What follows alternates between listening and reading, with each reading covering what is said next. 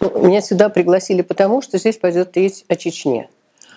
Возможно, пойдет речь о будущем Чечни, но я буду говорить о правах человека в Чечне и о их нарушении. И о том, что в Чечне нет не только соблюдения прав человека, в Чечне нет Российской Конституции, международного права, российского права. Есть только одно право, которое формулируется в два слова — приказ Рамзана. Ну и так люди жить не могут. Я знаю, что здесь будет много моих друзей, в том числе и приехавших из Чечни. И я знаю, что это люди, которые очень тоскуют о своей земле, потому что я не знаю другого народа, честно говоря, который бы так ценил и любил свою землю. И если уже эти люди бегут, это значит, что там жить невозможно.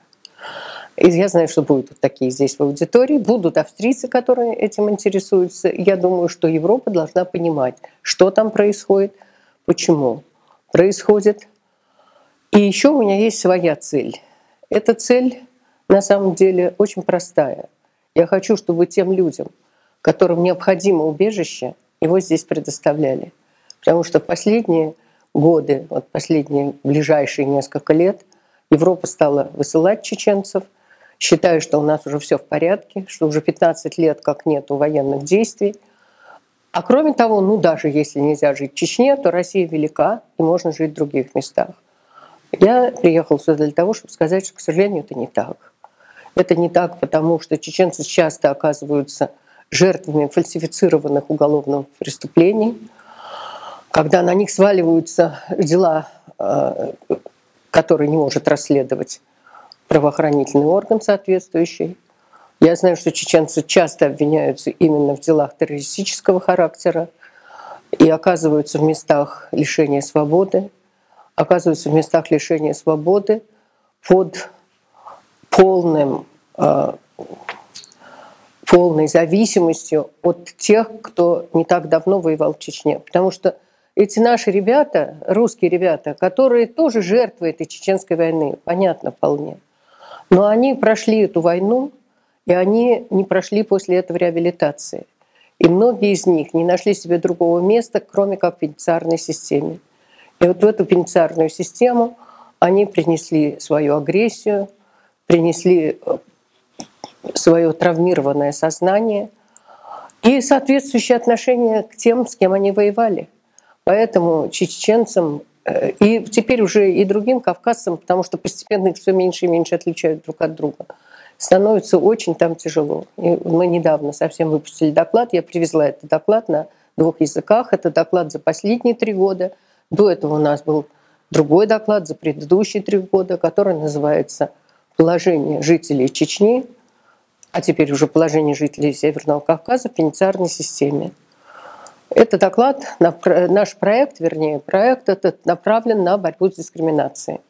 Но победить дискриминацию мы не можем. Мы отправляем туда адвокатов, мы стараемся доказать, что к этим людям нельзя относиться предвзято, что их религия — это не то, с чем надо бороться, а наоборот, им нужно дать возможность осуществлять свои потребности религиозные.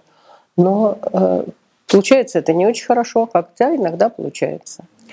К сожалению, сейчас политика вообще меняется в направлении правых взглядов. Все правые всегда выступают против мигрантов. И это по разным причинам. С одной стороны, это их убеждение, с другой же стороны, это популизм.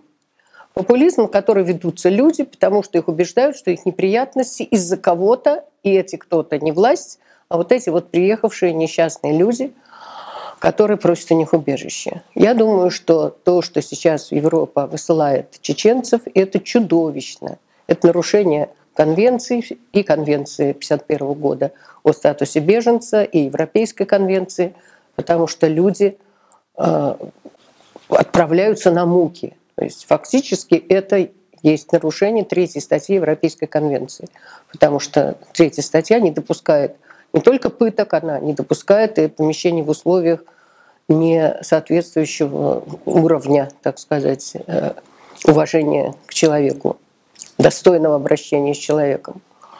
Но вот, тем не менее, это делается, к сожалению, это делает Австрия, это делает Германия. И постоянно от нас просят подтвердить, что чеченцы могут жить в других регионах. Да, есть чеченцы, которые живут в других регионах. У нас в нашей организации работают несколько чеченцев.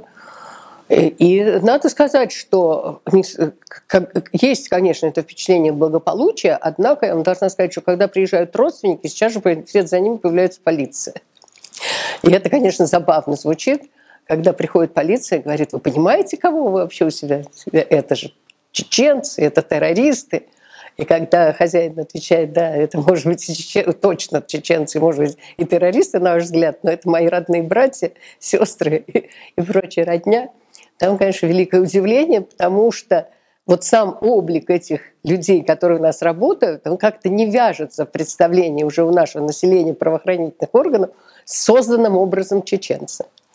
И, конечно, это очень тяжелая ситуация, очень тяжелая ситуация. И, на мой взгляд, это совершенно недопустимо. Я бы хотела, чтобы это было понято. Я бы хотела быть услышанной. Не знаю, как получится. Понимаете, то, что говорит Кадыров о Порошенко, о ком угодно, это вообще невозможно даже рассматривать серьезно, надо сказать. Когда Кадыров заявил, что после того, как закончится суд над Аюбом Титиевым, вы знаете, это руководитель мемориальского подразделения в Чечне, замечательный совершенно человек, который сейчас находится под судом, однозначно, и все это понимают, включая Кадырова, по придуманному обвинению, сфальсифицированному и разыгранному. Кадыров говорит, что после того, как этот суд закончится, он не впустит правозащитников в Чечню. Вот как он себе это представляет? Он, который говорит, что Чечня, его папа говорил то же самое, однозначно часть России, да? Они вроде не борются за независимость Чечни. Как он меня, российскую гражданку, не пустит на часть территории России? Как вообще он себе это представляет? И многое из того, что он говорил, ну то, что он говорил о женщинах, чудовищно совершенно. Женщина-собственность, мужчина-собственник.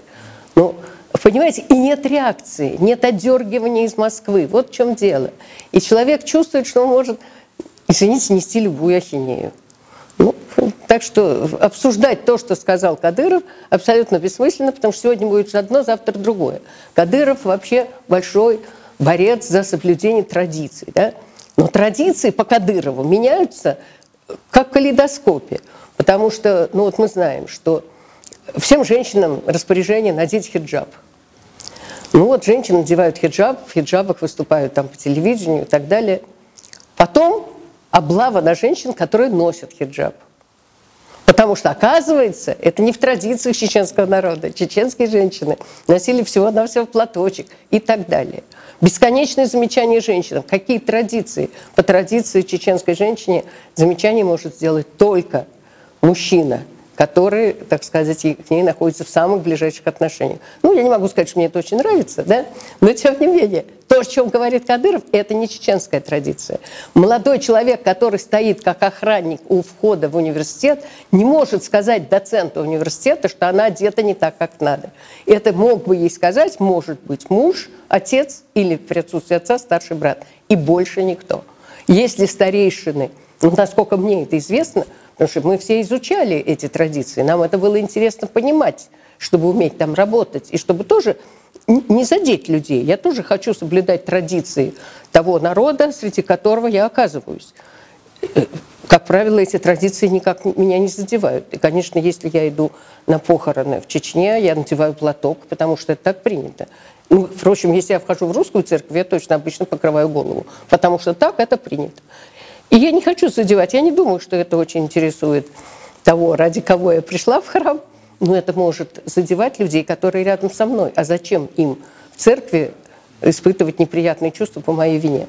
Вот. Поэтому, конечно, традиции традициями, но представление Кадырова о традициях совершенно не соответствует тому, что они представляют собой на самом деле.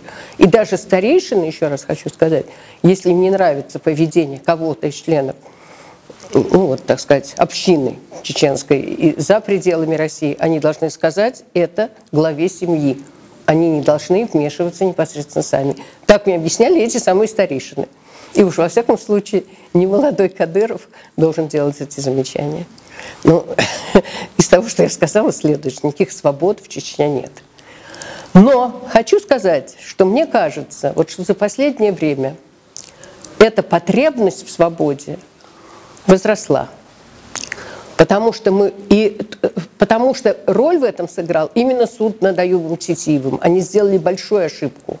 Когда мы все ездим на этот суд регулярно, и когда мы видим, как запинающимся голосом какой-нибудь сотрудник правоохранительных органов, полицейский, дает показания, когда у них у всех амнезия поголовно, когда они не могут ничего вспомнить и ничего не знают, и когда у молодого парня случается гипертонический криз, потому что ему стыдно врать, все-таки стыдно врать, а потом появляются свидетели защиты, и это действительно чеченские старики, при которых в появлении весь зал встает, включая охрану, это на самом деле производит впечатление на людей.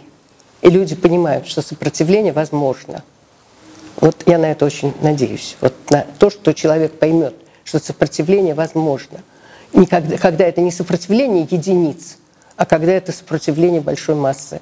И вот дело Аюба Титиева в этом смысле, мне кажется, для Чечни очень важное дело. Чеченцы, которым грозит опасность в России, могут жить не в Чечне, а в других регионах. Это не так. Могут жить кадыровцы. And when people say that those